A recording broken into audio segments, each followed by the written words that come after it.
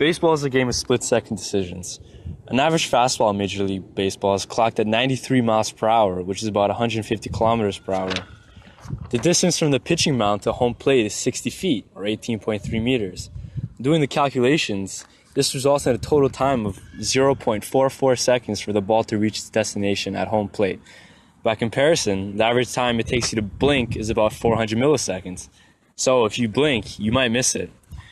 With such little time to react, how do baseball players do it?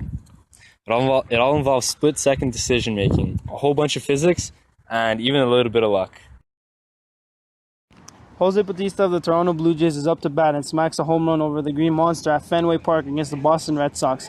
It sure looks pretty cool, but how exactly does he accomplish this amazing feat?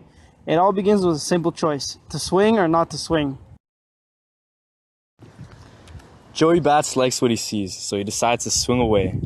Prior to the pitch being released, Jose gets into his batting stance and loads up. In this essential process, the hitter acts like a spring, loading themselves up with potential energy as they transfer their weight to their back leg. Then, choosing to swing, Jose unloads, turning this potential energy into kinetic energy and transferring it from his lower half to his upper half, where most of the motion takes place. As a result, he can swing the bat a lot faster. Try it at home. Grab a bat and swing it while attempting keeping your feet planted and body stationary over than your arms. Then try it with a load up. The speed at which the ball is traveling at the moment of contact with the ball is crucial in determining how far and how fast the ball will travel after contact. A baseball bat averaging about 32 ounces, which is about 0.9 kilograms, is 6 times more massive than a baseball, about 5 ounces, meaning momentum increases significantly more when bat speed is increased as opposed to ball speed. Now we get into the good stuff, the moment of collision, or in other words, the collision between the bat and the ball. The collision only lasts for about 1 millisecond, but in that time, the velocity of the ball changes from 90 miles per hour to more than 100 miles per hour in the opposite direction.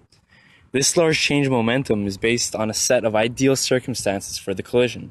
To hit a home run like the one Jose Bautista hit, a few things must happen first. Like we said, the bat speed at the moment of collision must be great enough so that impulse may also be greater. Additionally, an ideal home run would occur in an on-centered collision with the bat.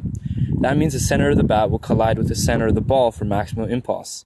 This, however, is not so simple.